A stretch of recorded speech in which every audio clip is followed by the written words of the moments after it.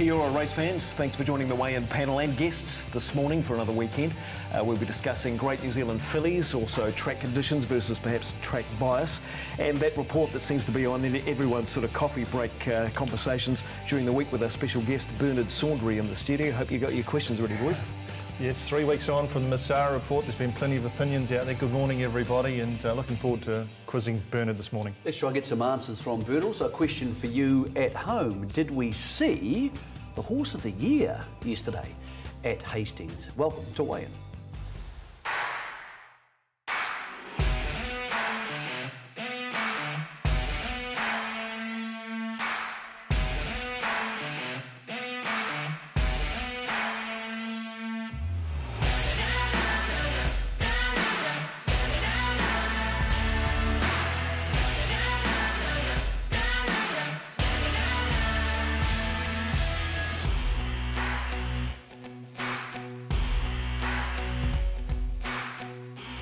So hang on a sec, you've got the horse of the year sorted already?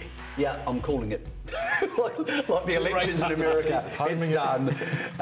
Look, I know it sounds ridiculous, fellas, and good morning to you boys as well. It's horse of the year potentially being decided by the 1st of October, and you're thinking, well, that's just ridiculous.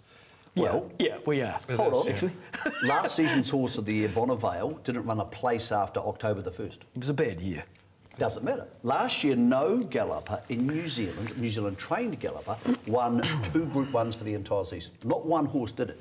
Melody Bell has had 3 starts, Group 2 and 2 Group 1s, and as we see her just disappearing into the distance yesterday on the Windsor Park Plate, it's going to take an awfully big season for a horse to get over top of her. I know that sounds ridiculous. But hang on, this is still a prep race for some horses. So it's a Group 1, it's not a prep race. Yeah, but it's a prep race for some horses. It was her sort of Street Creek Group 1 race, wasn't it? It was a different story for the rest of the horses. You can't give her the horse of the year based on that. No, it's early days, and Shafiq losing his balance Shafiq, after the line. Right of the year so far, Shafiq at the end there. I'm not saying she'll win horse of the year, but what I am saying is, had she performed to that level this time last season, she would have won horse of the year over Bonnevale, because we didn't have a horse for the whole of last season to win 2 Group 1s. She's won a Group 2 and 2 Group 1s, and more importantly, we now know she can run from 1200 to 1600. Yep. Her options, Railway, Telegraph, the 2 1400s in February, and she can get up to a mile if she wanted to go to a Captain Cook or any of the other races, and at weight for age, of course, 56.5, is a weight she can carry easily, as we've seen. All of a sudden, she becomes the star galloper in New Zealand. But won't it take just one New Zealander to win in Melbourne this spring to... You'd need 2. Supersede you would need at least 2 good Aussie victories, Bruce. Let's go over the race, and this, Bruce, simply could not have gone better for favourite backers. It's scripted well. The track was playing up and in, and she jumped well, and Shafiq gets her nicely relaxed. That was the key to running the mile. She switched off by the first corner, and a great position following. Wasn't mad speed, so she was in a good position, whereas a lot of the other chances were awkwardly placed. The track for me played very much inside and towards the front, so she's in the perfect position. Looking back through the field, Savvy Cope's just about the run of the day, really. She's enormous. She hasn't got down to the rail. She's been held up, so I'm probably compensating her. You want to be watching her from the 400 to the 250, where she's blocked when looking to build her momentum. And you're giving her a little bit as well for track bias, and maybe a little negative on the winner Melody Bell for getting the box seat run, but she's the kind of horse where she is going to get the box seat run most times, given her tactical speed. So it's probably not a case for making a negative on that. But well, it was a Group 1. It rates as at one of our best Group 1s each year at come Pattern Committee time. There's Savvy Cope getting blocked behind the runners wide. High Flyer was flushed out wide, and meantime Melody Bell's off and gone.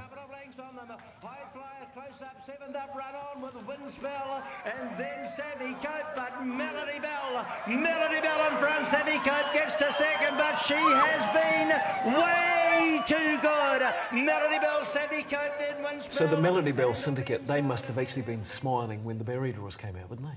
Well, short run to the first bend gives you a huge advantage, and Shafiq used that beautifully. Obviously, he had 2 horses come across. That could have been more tricky, but 1 horse and a good horse to follow came across. if Opie had produced that ride, we'd all be saying, what a genius. So Shafiq has ridden this horse beautifully. Look, she has all those options, and I spoke to Jamie Richards this morning. She's come through it well. She now goes to the paddock. Clearly no Livermore, as he said yesterday. She'll go to the railway, but lead-up races could be a problem for her because of her rating so high now. And for that reason, they may go 2 trials into a railway, into a Telegraph, and then obviously they've got a whole bunch of options at the back end of the season. So if she wins a couple of those, there's Horse of the Year wrapped up. Well, she wins one more Group 1. Yep. It'll take a stunning performance to be the Horse of the Year. From a Livermore point of view, as I said, she's not going, but everybody was talking about Savvy Cope after the race. More flashing lights than Auckland International Airport. Here's Michael Pittman on Savvy Cope.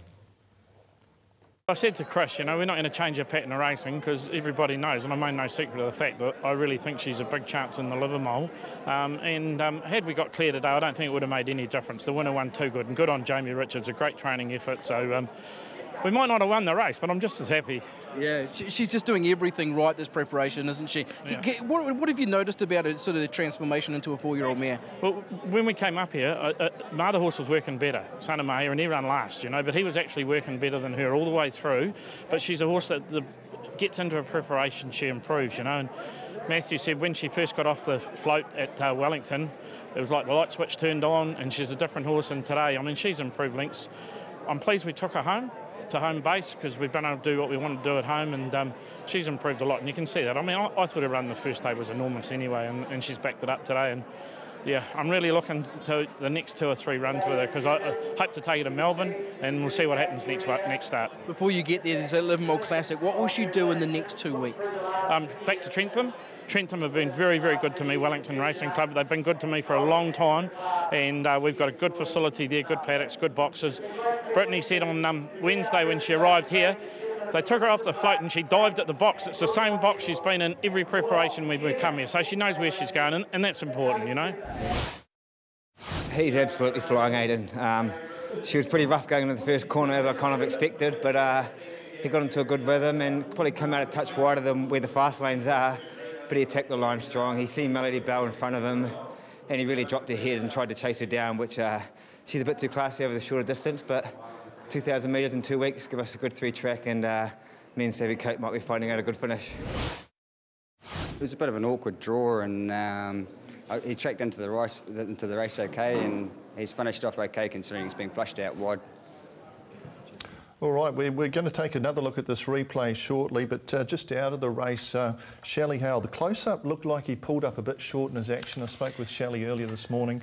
She said he's pulled up A-OK, probably heading to either the Livermore or the Rotorua Weight for Age, and 7th up. Really good ride from the Iceman, Grant Cooksley. We come to expect it from him, but when the rail was playing inside, he's back on the rail. He's ridden a terrific race to get into a good position. I think everybody saw Savvy Cope and thought, wow, I thought our Aberdeen was the next best of them. Like, got back to last on the inside, did cut the corners pretty well, and again, spoke to Jamie Richards this morning. They're thrilled. She obviously heads to the Livermore. And talking about the Livermore, Bruce, the obvious ones were Savvy Cope and obviously our Aberdeen.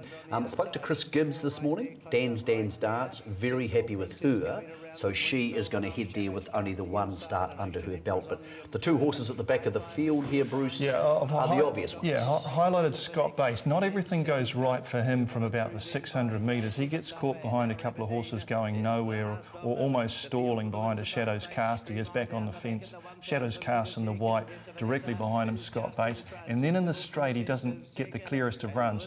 High Flyers just to his outside. I don't like this with the jockeys taking off at the 700. We see it quite commonly in New Zealand. I don't want to pick on Jonathan Parks, but look where he is. He's 4th last. He takes off 3 and 4 deep. He gets flushed wider as horses move in front of him. And by the time they straighten up, he's back where he started, but he started his run at the 700. Here he goes now wide.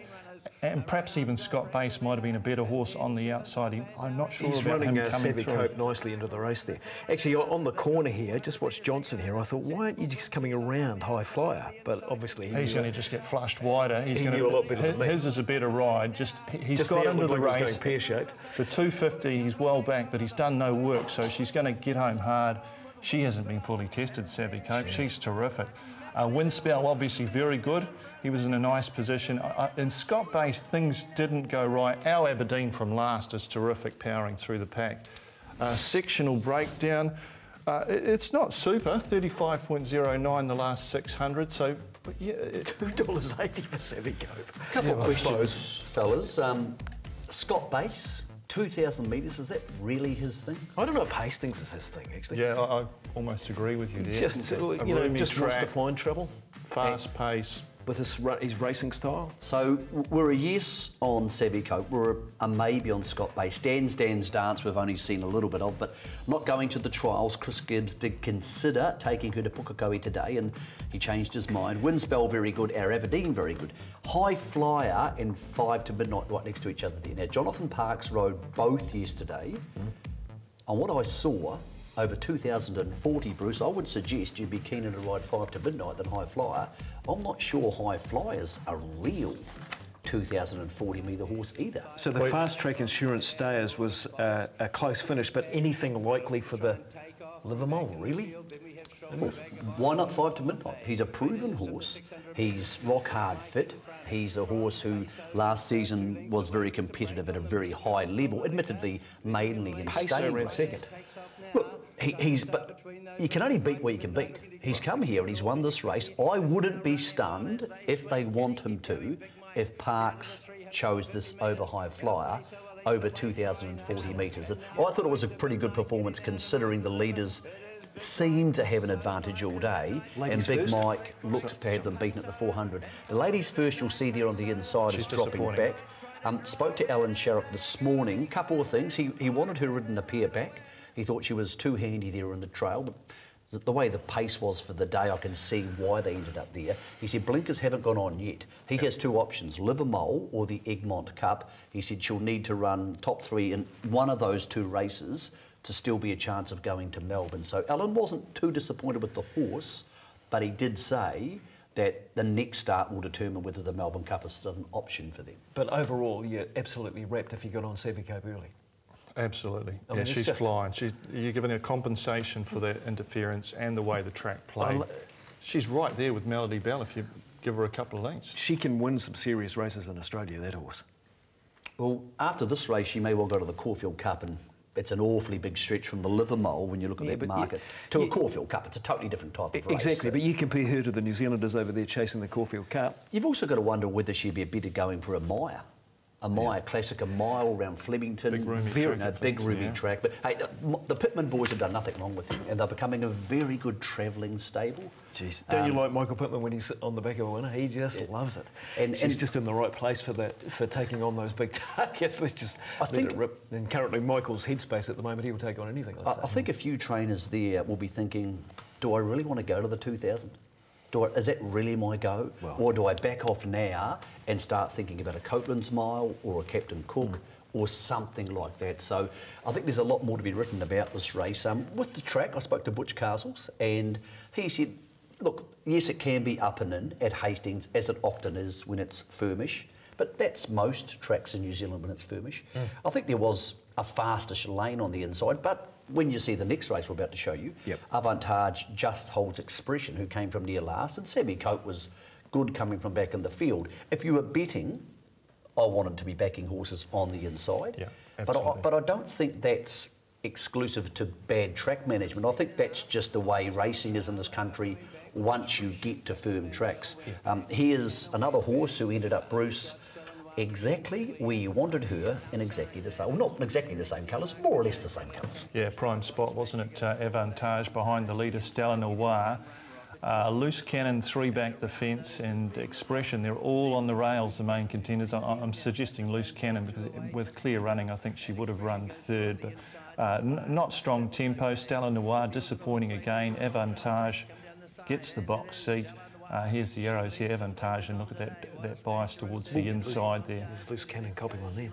And Loose Cannon, different horse. It was a lot more on the bridle at 1,200 metres. I thought second up after the 1,200 metre run, she might have been a bit flat. She also strikes trouble on the inside in those Go Racing colours, trying to go underneath Stella Noir. But Avantage, she looked like she'd improved from the run from what we saw of her in the pre-race. And this is a really good effort because Expression came to win. Are we really seeing, is it possible we're going to see a really exciting rivalry amongst these two fillies over the next few weeks? like for the season maybe? Are they those sort of fillies where you have Not just that sort of Glamour Bay versus Powley type scenario? Not just these two. Melt is an exceptionally good filly. Right. We saw a winner earlier in the program, and Princess Emily, who was very good beating the boys, and she's a big, strong schnitzel filly. This is the race of the season, of the early season. There's no doubts about that.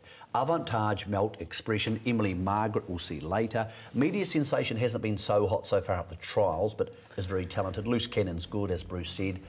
Peaceful's in Australia, so ignore her. But Princess Emily, who won yesterday against the boys, they put the blinkers on her. Spoke to Lisa Letter. She said different horse with the blinkers on. This is a very good race. Spoke to Jamie Richards this morning about Avantage. He said, we are going to go to the 1,000 guineas. We've got the option to go to the 2,000 guineas, but we won't be going that way. Right. And she could well head to the Soliloquy, which is at Ellerslie on the comeback day. So the comeback day, October 27th, Bruce, could return their Avantage. Yes, they'll stick to the 1,600 metres going to the 1,000 guineas, then the Karaka Classic Mile, which is $1 million, of course, trying to back up from winning the two-year-old race last season. Out of Zabel Mare, Jamie's thinking 2,000 metres could be potentially in the autumn plans, and that wouldn't surprise you. So she's a hell of a filly. What did you make of her condition, Bruce, yesterday? I thought she packed a real punch compared to a two-year-old days. Absolutely. We might get a bit of vision here before the race, the pre-race just going out. She's not an overly big filly, really strong, fast net look about her. I thought she was actually a little soft and would improve with the run, just looking at this and her underbelly. Strong though, eh? And then to go and do what she's done in the race off that, here's a filly that's going to improve links out of this run. And so maybe Ellerslie, they're going to have a meeting Monday morning to decide exactly where they go. So she does have the option to come back here for the Hawke's Bay Guineas. Then Ellerslie potentially then down to Rickett and then all those things after. A good ride from Danielle, by the way, too. Like very similar to Shafiq's ride in the other race. Barrier draws do help, but in the last 200 metres, she managed to get the best out of that filly without striping her up, which is really important fresh up for fillies in spring. You don't want to be getting into them too much and to still get the win is what the punters wanted. I thought that was one of the highlights of the race, actually, those two top New Zealand lady jockeys just going at it, hammer and tongs up the straight, Sam Collett and Danielle Johnson. Let's get some of the post-match of the Gold Trail Stakes. Absolutely wrapped with her today. Obviously, I've had to give away a length or two to get cover, and in the grand scheme of things, where she's heading, the mile at Christchurch is going to be right up her alley. I mean, she's so tractable in a race, and I was probably a length further back off Avantage than I would have liked, but when Danielle's popped down, sort of made room for me, my filly just put herself right there. And I mean, I thought she was going to get past her. Obviously, she's very tough, Avantage. I think my filly's pretty classy as well, and the further she goes, the better she'll be. Yeah, as you intended sort of getting that far back, it seemed to be a real rush early. Yeah, I hadn't really set my mind to it, but after having a chat to Guy, I mean, today, if it was her grand finale, maybe yes. But, I mean, she's got to run a mile, and I don't think she'll have that problem. And the way she settled and the turn of foot she showed today is really promising. We had a lovely trip, and she's come up behind the first and second horse like she's going to come up to them, just a bit weak, I think. She's probably six months away from being her best. Can she be competitive through the spring races, though, as a filly? Oh, I think so. Every time I've been riding her, she's improved and improved, so a bit more ground's going to help her too. Really happy. She's obviously a filly that's going to get better the further she goes, being by Tavistock. So 1,200 was always going to be tough for her, but and to be fair to her, she probably should have run third. She's been knocked over halfway down the straight and pushed into the fence and lost her momentum. So really, really happy going forward to the 1,000 guineas. I think once she gets up to a mile and further, she'll really come into her own. And more on what happens to Cameron Lammis's beard very shortly. But earlier in the day, we had a filly taking on all the boys, and she was too good for them in the support 3-year-old race on the card. This is the Lisa Latter trained Princess Amelie. Yeah, is that right? Another race, league trail 3 back, and the eventual winner, Princess Amelie, in the trail there. Interesting call going to this race rather than the Gold Trail, the Group 2 at 1,200 metres. But really good win, quickened up nice. He's run a nice closing sectional. Overall time, a little slower than the Gold Trail, so she has to find a little bit off run times, and of course she was carrying a bit lighter weight here, given she was running against the boys as well. King Louis off the front, a better run from him, and Star Performance working home nice. She's $26 for the 1,000 guineas.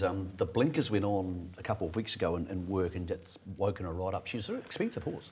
$300,000 out of Karaka by Schnitzel, and there's not many of those got a share in it. floating around the CD. So John Street bought that one, and look, they are confident they can get her to Riccarton. Now Lisa also has Sir Nate going to the Guineas, and Lincoln Falls, who we showed you on the show last week, really impressive debutant, is going to go to the Special Conditions 1400 on the last day at Hawke's Bay. So she has 3 players in the markets for those Guineas races down there at Riccarton.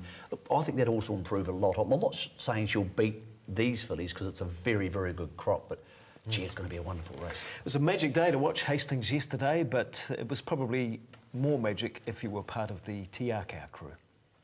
Just tell us what that means to the strapper. Oh, well, it's unbelievable. We were lucky enough to get the Windsor Park Plate last year with Ginger Nuts, and for her to go back to back and get 2 Group 1s, it's something else. You don't get to do it much, so to be a part of it, it's unbelievable. She's done it with some style, hasn't she? She's just really dominated this field. Yeah, we were a bit questionable if she was going to get the mile, but at the top of the straight, Shafiq had a lap full of horse, and once he let it go, he just really let down, and the team couldn't be proud of it. So. Yeah, and she looks as though she's really bright. She's obviously a little bit on the toe, as you'd expect. She just run a very hard 1600, but she's pulled up pretty well, hasn't she? Yeah, no, she has. Like considering after that long race, but she could probably go again. Just by the looks of her, she's dragged me around again. So it's she's a princess. She knows it. So tell us about that bond between you and her. Does it grow stronger with every Group 1 win? Yeah, well, the nerves build up. Like a minute out from the gates, and once they let them go, it's just the heart's going 1,000. So I bet it is we're going in faster than mine. You can't take your eyes off me. Legendary. You know that you want me.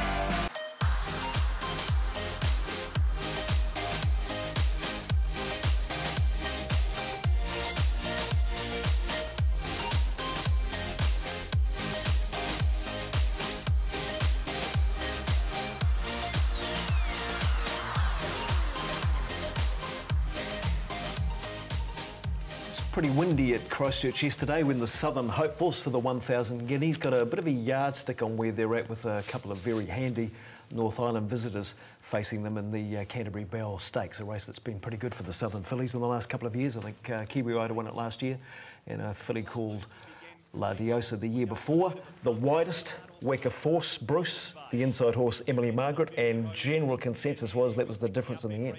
Yeah, it was a track that played very on pace down at Riccarton. I found it very hard to explain with the big, long, roomy track that it is. But it was Emily Margaret. I like her adaptability. She's in the daffodil colours, the white with the green sleeves and yellow cap. Weka Force outside of it. The Cambridge filly, they went head to head throughout. There were times when you thought Weka Force had the wood on the grey filly, but she's fought really hard. And yeah, I just like the adaptability in Emily Margaret here. The last time they rode her from back, today they put her up on the speed. So this is totally against her normal pattern. She's a sit swisher, and you know it's probably too easy to say. And this is, as I say, was the general consensus yesterday that Weka Force she missed the kick slightly, had to dig across the field and get to the outside of Emily Margaret. Emily Margaret had to go against her racing pattern because she drew barrier 1. And as you say, Weka Force had it done a couple of times up the straight. But she's a really good filly. I think it's too easy to say that 17 barrier draw beat 1 barrier draw, and that was the key, or the 1 barrier draw beat the 17. She was still going away from her at the line. I think it's the 73rd stakes winner for Pins. Yeah, he's been a remarkable horse over a very long period of time. And Kevin Hughes and Kevin and Pam trained this one, and they just went to show the Northerners that you can't just turn up and win these races. You've got to beat us from down south.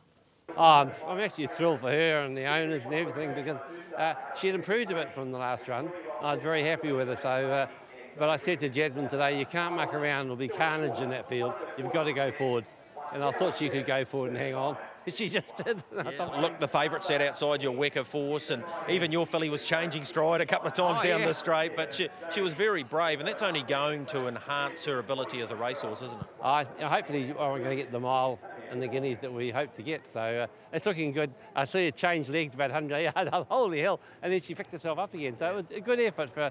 She's still learning, and there'll be a lot of improvement from it, hopefully, and I'm just thrilled for her. I'd love to win this race. It's a great race. He certainly loves that filly, and rightly so. Emily Margaret, Kevin and Pam Hughes, the trainer. They went 110.7 down the chute there, came home with 35.51. So it was a lot of talk about track bias yesterday, but as you mentioned before, Bruce, the wide open dynamics of Riccarton, that easterly wind, it was. I think it was more yesterday at Riccarton about ability bias generally. Yeah, well, we often see it when we see tracks coming from wet back to firm, and it was good 3, but it was a genuine good 3. Let's have a look, roll through the winners on the day and where they were. Cadrona off the front, and through most of the day it was very on pace. Miss Scandinavia, one of the few horses to come from off the speed, and she's following the leader there. Another leader, Lynn, in the third of the day. It was a great ride, that one. It was nicely rated off the front, which is another factor. If you get to the front and control the tempo on a good track, and you're running sub 34s off the front, you're going to be hard to run down. Miss Diorella there on speed, another one, Billy Boyd, and this horse actually did. This was probably the clue race if you hadn't picked up already, because he did a lot of work to find the front. This was more tempo. Blue Lagoon got away with Murder in front. But as we roll on, Signify up on speed outside the leader. It did very much look like on pace to me. Isn't that always going to be the case, though? In spring, once the tracks get better and good horses get fit and against the rail, aren't they going to be hard to catch anywhere in the world? Yeah, see, later in the day, there's a couple coming from off the speed there. But I just don't understand track bias. So if they are running 35 off the front, why can't the horse just behind it run a tenth of a second quicker and run it down? Aren't our races, though, in this country run less aggressively early than, say, somewhere like Australia, where they'll punch off the gates and they train their horses to fly early? And obviously America's the more dramatic example of that. And therefore we lend ourselves to horses who are on the speed, dominating on good tracks.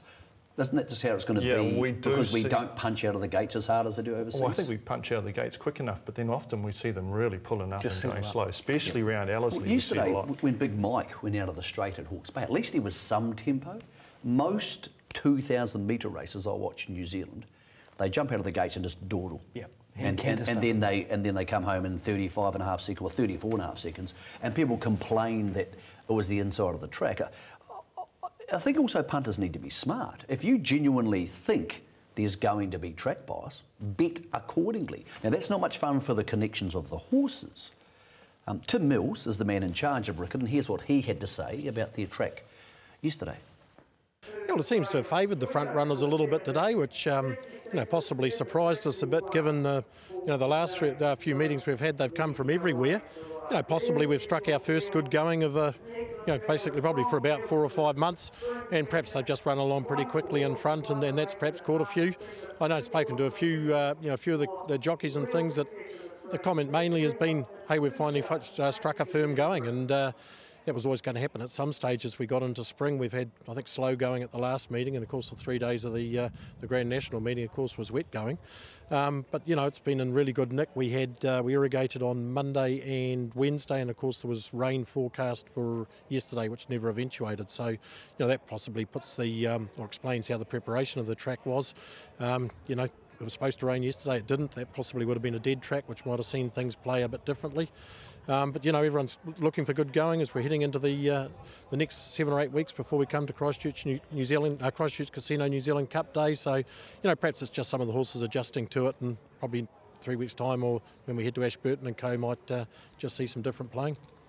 So CEO at Riccarton, Tim Mills, summing it up quite nicely and generally agreeing, I think, with what you were saying, Mick, that it was more about track conditions than track bias. A couple of things there yesterday. $500 per winner of those colours to the West Coast Canterbury Cancer Society. It was great. And you mentioned earlier, Bruce, we didn't get back to it, Cameron Lemis's beard. Yes. Is au revoir today. Comes off today, as it did last year. New Zealand Spinal Trust race day at Pukekohe. If you've got some spare time, get out there. It's always a good day, and that's one heck of a beard that's coming off. I need to ask you this. You've been doing this for a long time. Is that the best jockey's beard you've ever seen? I've never seen anything like that. It looks like he should have an electric guitar and ZZ Top style, doesn't it? Yeah, he will become a sharp-dressed man with the loss in it, though, I would imagine. He clearly hasn't shaved since last year. It's important that racing does have all these charities which it buys into, because racing struggles to integrate into the community for some people, and when you're asking the government for a lot of money, you've got to be part of the community. And we'll talk about that a bit more shortly with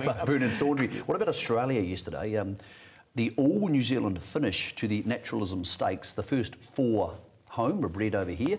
Sir Charles Road was very good in the 4th, but Night's Watch is a horse we know well. And Bruce, he's turned into a good horse because he's become a weight for age horse at Moonee Valley last week. He's come back here and he's come from a long way back at Caulfield, which is not easy to do. And I can't remember the last time I saw a feature race Caulfield winner come this wide. Well, it looked like something like a straight 6 in the home straight. This is incredible for a 2,000 metre finish. They stretch across the straight and lanes at the finish. Night's Watch, the former Kiwi, formerly trained by the Williams. Terrific win. Darren Weir mentioning in his post-race that the horse hadn't been the easiest to deal with, but he seems to have got his head in a good space. This is a terrific win. Damien Lane, one of my favourite jockeys. He is just a star, D Lane. He's come very wide here, but it was okay off the fence here. This was a free ticket race for the Caulfield Cup, the winner getting through, and I know the Busseltons were very disappointed to just miss with Rising Red. Yeah. Sir Charles Road in the blue colours. I thought Odeon could have won this. He just panicked a wee bit on the corner, I thought. He went hunting for the run that everyone was running for, or hunting for out wide. If he had to stay where he was, he puts 2 lengths on them and wins, and not going bad for the Mega Blast is okay back in 5th. First run for Darren Weir, and on a firm track, Mighty Boss has even run a bit better. And hence the Caulfield Cup market. I'm an Avelius fan. I'm not entirely sure I'll be taking $8 Night's Watch in the Caulfield Cup, but did he pull up okay? He didn't. He actually pulled up lame in his off-hind thereafter, so watch that space. Well, in that case, I definitely won't be. Definitely won't be taking $8. That's a very even. That's an even market, and we haven't seen the overseas horses too much, and wet tracks can come into play. At the moment, I was speaking to Andrew Forsman, who was there yesterday with Cicada, and he said the tracks are so firm there that our horses are coming off the wet tracks in Cambridge, Waikato, and they're getting there and they're all starting to get a bit proppy and just feeling it a touch. He said it's not disastrous, but they want some rain because their horses are so much more used to it than our horses are.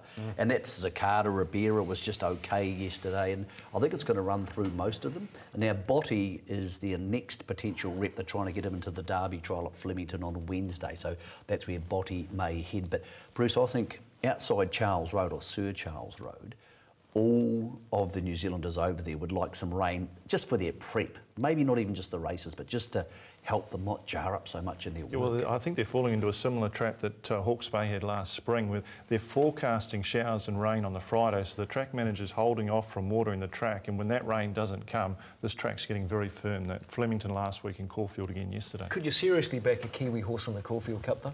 Yeah, I could if it rained. Why can't Bonifar win on a wetter track, or John Snow if it gets really wet? But the water table there is so non-existent that it takes a lot of rain to make those tracks wet.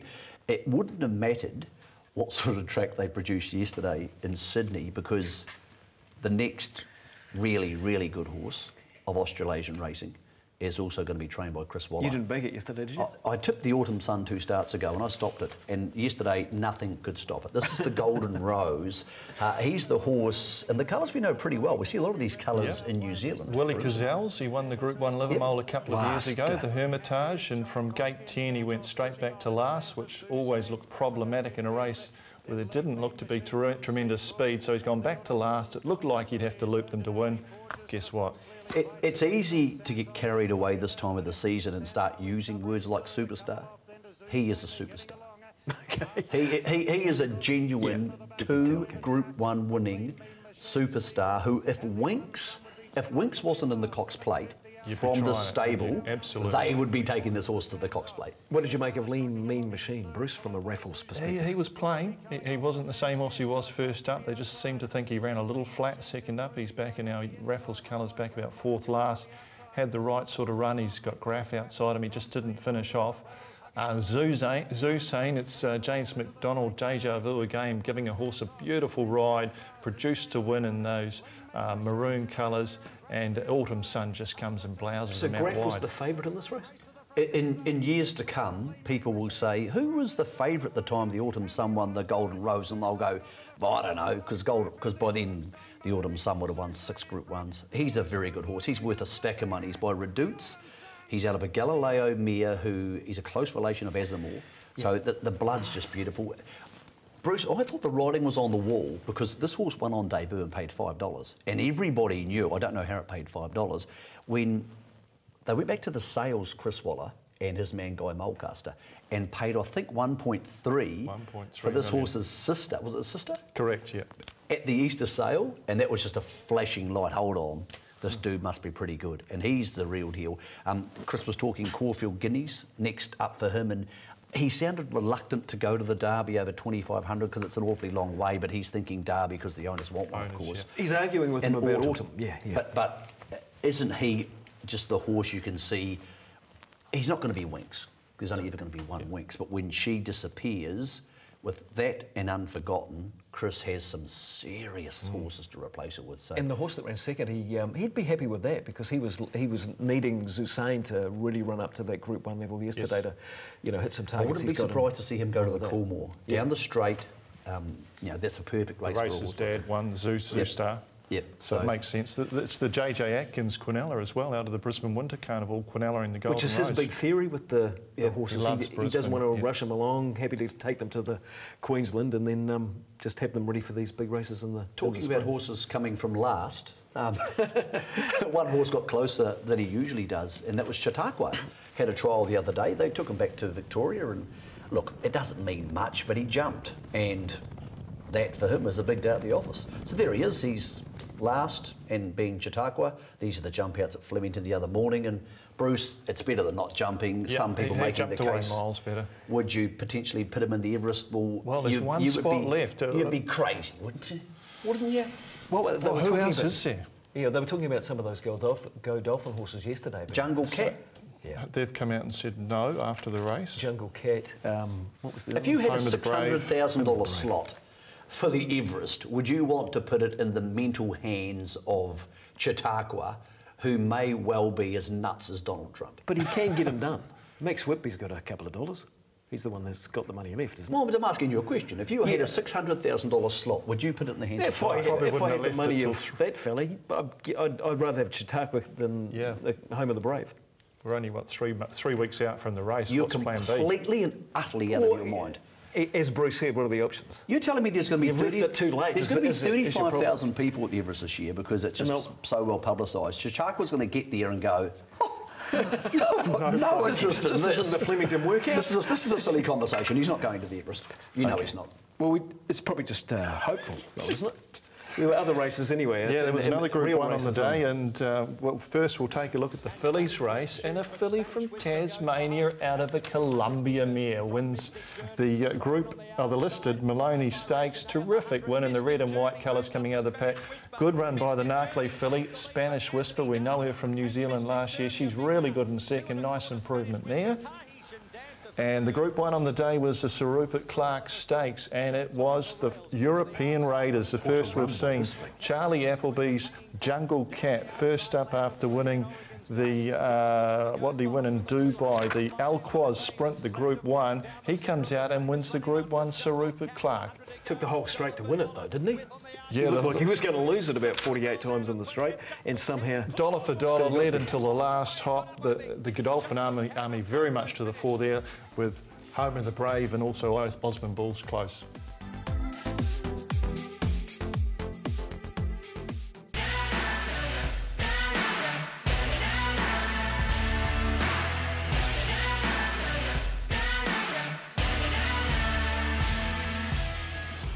Thanks for hanging around with Weigh In this weekend. We've got a really good segment coming up now because for this week's Masara Report instalment, we're joined for the next quarter of an hour or so with one of the key guys, I suppose, in the consultant part of it, New Zealand Thoroughbred Racing's CEO Bernard Saundry. Welcome. Thanks for having me, gents. Yeah, it's good to have you here. So just the tie's a nice touch. We don't wear ties on the show, Bernard. So, yeah, thanks for that, Mike. You can tell the guys who get paid the serious money, Sheldy. He's wearing the tie. Wearing a tie. CEO written all over that tie. Yeah. Hey, next time I come in, I'll take it off for you. Let's start with the most obvious question. What's happened since the report was unveiled at Claudelands by the Minister for Racing? Because I think, Bernard, a lot of people feel like this has happened and what's happened since, and I don't think many people know the answer to that. And I think that's evolving. Michael, the Minister, 3 weeks ago, presented the report. John Massara lodged the report at the end of July. The Minister then came out and released the report in August and has said that he will appoint a racing industry transition agency. He's also asked for the industry to provide feedback. This is very much the Minister's process, and you know, the Racing Victoria, our board, New Zealand Thoroughbred Racing, met on Wednesday and talked about each recommendation, very supportive of each recommendation. We know there's noise around land grabs and what venue should stay and what venue should go, but this is a game changer for the industry, and we cannot waste this opportunity for a step change. And that's the message I'm getting from trainers, jockeys, owners, breeders, and we've got to get on the front foot. There's going to be submissions to the Minister and to his staff. There's already 100 of those. There could well be 200, just a number off the top of our head, by October the 19th. I take it NZTR will be among those. Who do we think is going to be reading and analysing this enormous amount of data and suggestions and requests and then clarifying what we're going to do with it? Because, Bernard, to me it would seem to be an enormous job. The DIA clearly, and the Office of Racing will have a view on that, and they'll read them. But ultimately, it'll be the implementation of these recommendations need to be industry-led once the Minister has made the appropriate changes to the governance structure for racing across the three codes, the TAB. And the John Massara review gives us a roadmap, and we need to embrace it. It's a framework, and to deliver the benefits. And clearly, the Minister made the comment when he launched the report that March, April next year will be the time for the legislation around race fields, around gaming tax, around point of consumption charges, and then the outsourcing of the TAB and the venue plan are other critical components. And there's been good work done already at the Racing Board, Project Desert Gold. There's been work done on the venue plan. John Massara's come in and had a view, which is fantastic. We've always said that we can't sustain 48 thoroughbred tracks in this country. And it begs the question, and it probably steps back a wee bit from the report itself. How did we get here yet again? This seems to be a decade by decade problem for the racing industry. Every decade we get some money, we blow it, and then we get back here again. How are we possibly here again? So I think the governance structure between the codes and the Racing Board is not clearly defined. And I've come out of a structure where thoroughbred racing was allowed to get on and run its own business, issue rate states, issue club funding. And I think politics has probably played too much of a role between clubs and NZRB in the past. You know, NZRB do have the power today to tell a club you're not racing at that venue, but it's never been used appropriately. That raises a really interesting question, and again, I'm not trying to be negative, because I think a lot of people see anybody who questions how we're going to have change as somebody who says we don't want change, and everybody wants more money, and everybody realises tracks have to close. What I'm not sure about, and I think a lot of the clubs are questioning, is if my club doesn't get a licence and therefore we sell our racetrack, and Avondale is the most obvious one of those because it's worth the most. Is it legal for racing as an industry to annex that money?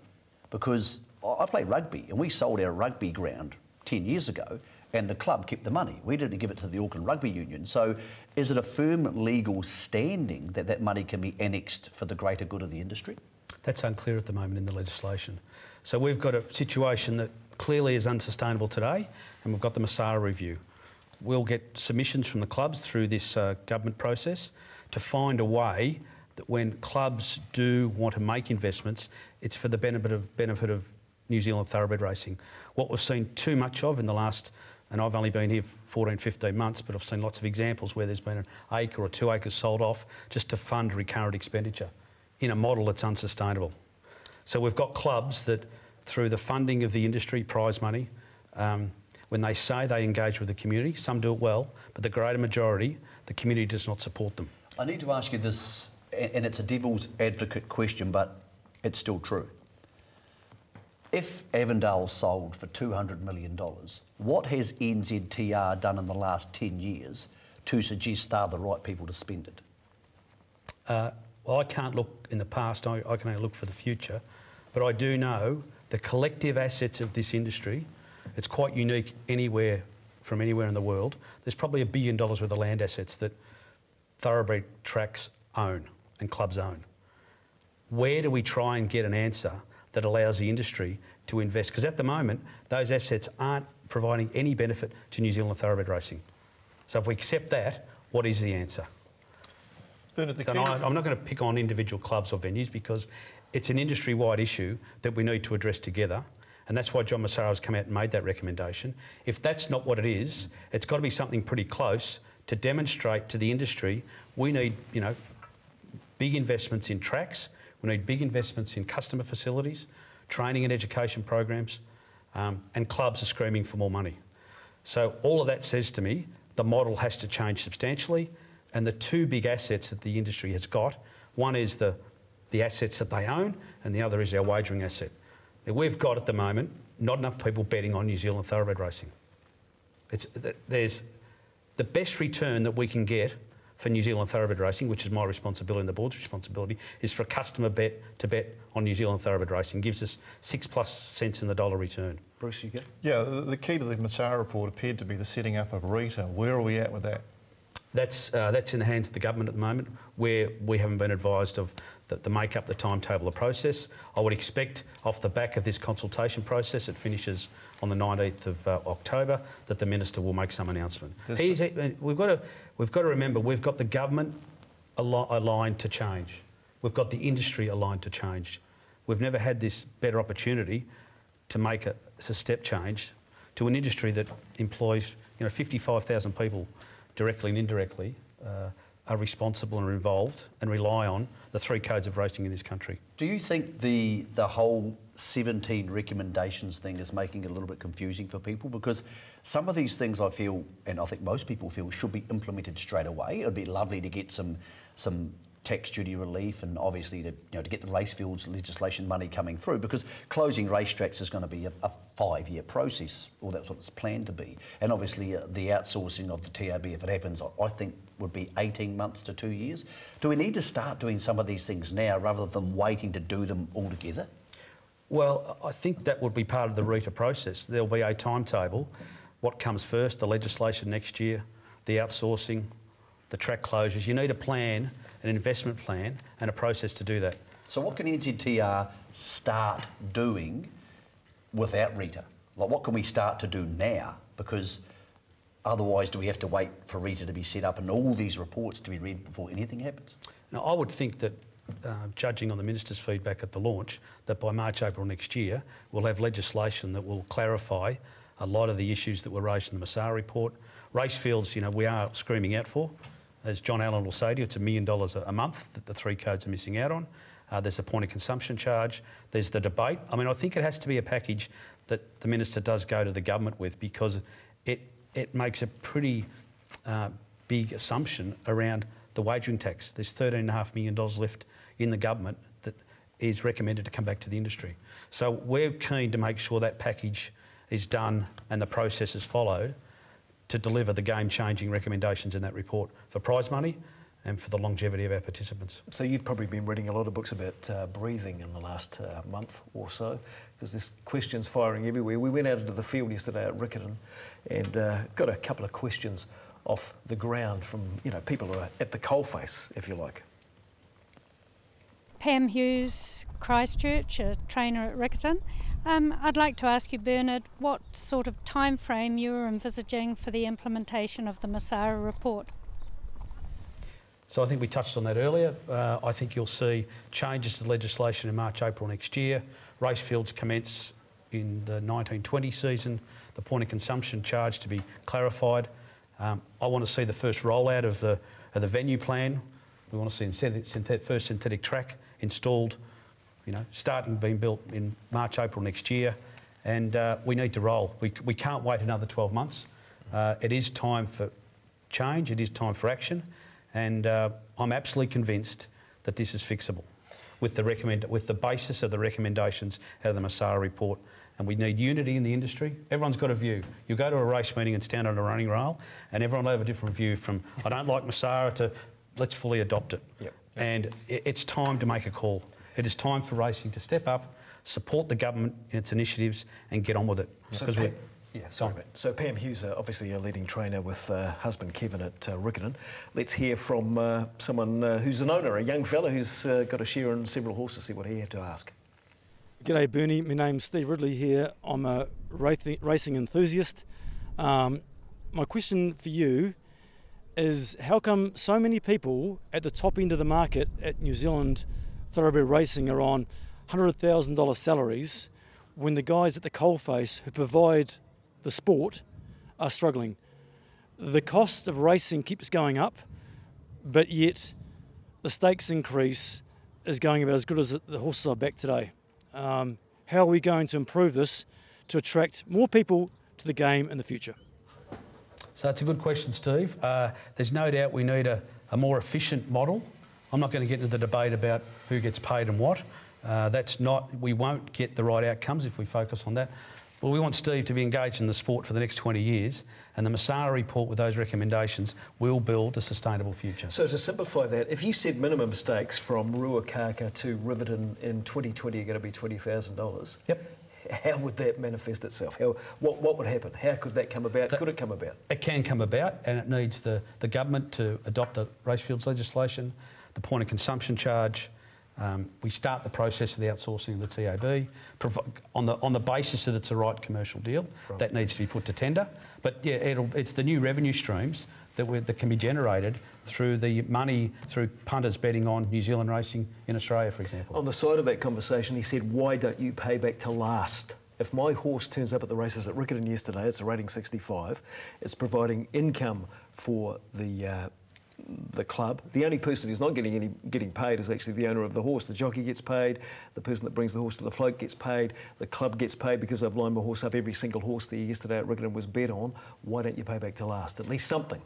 And I support that. So in the next tranche... That's been a philosophy with the New Zealand thoroughbred racing industry that has been thrown out by the trainers in the past. We don't get our 5% of those, so it's not happening. Well, the model we had, I can only use where I've worked in Victoria, where you can pay down to 10th. There can be a starter subsidy paid or a percentage of the prize money from right through, but that can only happen when you do get an uplift in prize money. We've got, and it's a frustration between the participants, NZTR, the amount of transactions in acceptance fees, entry fees, riders' fees. It's a money go round in the industry that can be tidied up very simply, and we will deliver that off the back of these changes. Why are broadcasting rights actually on the table? This is Desert Gold. We read it in the paper this week, didn't we, The Informant? What can you tell us about that? So Desert Gold is a working party that was established with the Racing Board and the 3 codes to investigate the outsourcing. And there was some soft market testing done. And I would think that once the Racing Board is restructured, the new governance model and whatever RETA looks like, the work's there to... I mean, there's a third of the work already been done. We need to go and test the market in a formal tender process. Sounds like there's a lot of work being done on a number of areas. Absolutely. Where it's just a matter of getting the all clear to proceed. That's it. And we've got the venue, the 3 codes and the Racing Board done a lot of good work around venue planning, a lot of good work around outsourcing. And we've got to remember, next year, which is your point, Sheldon, we've got 2 important contracts. We've got a broadcasting contract for the industry that's up in April next year, and we've got a wagering contract that's up in October next year. That raises 2 questions. And I know you can't speak to this because it's commercially sensitive and you signed a non-disclosure agreement, but there were 2 major players who I know, we've mentioned on the show already, made offers that this is what we would be willing to pay. Are they soft offers which are part of a framework working forward to outsource the Racing Board, or does the whole process start again? Because if you've had this consultation with overseas operators, and the obvious ones are Tabcorp's an obvious one, we know that's going to be one of them. Is that framework usable going forward, or do we scrap the entire thing? Because are those negotiations and those offers and those numbers, which you can't mention, but they're in the public domain, are they numbers we expect to see go up or even be part of a conversation, or do you start from zero? No, I think the work that's been done, we just need to take the next step on it to test the market.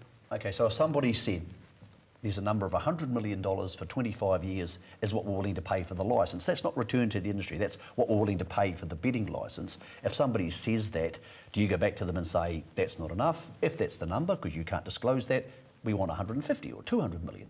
Is that possible, or are they saying, nah, that's what we're going to pay?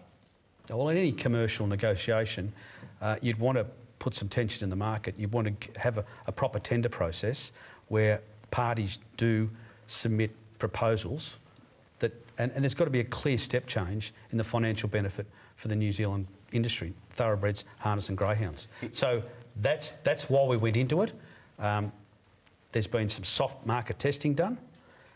The next step is to go to a formal tender process for operators, whether it's in Australia or out of the UK, to demonstrate how they can improve the financial viability and commercial arrangements for all the industry in New Zealand. Would NZTR, whether it's in this sort of format on a platform like this or on a digital platform, like to have a thoroughbred-only channel? So I've made it pretty clear. I want a digital stream of the thoroughbred on our platform. The New Zealand like racing.com. Yeah, online, the digital, right? We want to be able to stream it because we know the TAB do a great job race to race, and the objective of having that churn factor, a race going off every 2 minutes. There's a large segment of punters that like that, punting from race to race, whether it's New Zealand racing, Sydney racing, Melbourne, Adelaide. So that program is required and needed, which is what we do here. But then in a digital sense, I'd like to see our racing streamed to our digital platform for people to enjoy, see our heroes, see our trainers, our jockeys. What wasn't enjoyable, we've only got about 30 seconds of Trackside's coverage of, say, Hastings yesterday. 2 channels, wall-to-wall coverage of the New Zealand racing, and then we had to watch poor us, Caulfield and Flemington. That is the New Zealand racing television is at the top end. There is no nothing superior. And I compliment. So, yesterday was a fantastic coverage. So you just keep that rolling, don't you? Yeah, you do. Absolutely you do. Okay, that was probably us for about time. I suppose many thanks for coming in. Thanks for having Bernard, if you can be transparent and I guess accountable and forthcoming with the Masara report, which is required in this day and age, it'll be great to have you back on again. That's what we need to do because this is a moment in time where the industry has to get the result. It can't. There is no option. So there's no plan B. Okay, that's it for this week. Thanks for joining us on the way in, and until next week when we may have the John Allen angle on the Masara report, among other things, including Greys racing at Avondale. Mā te wā.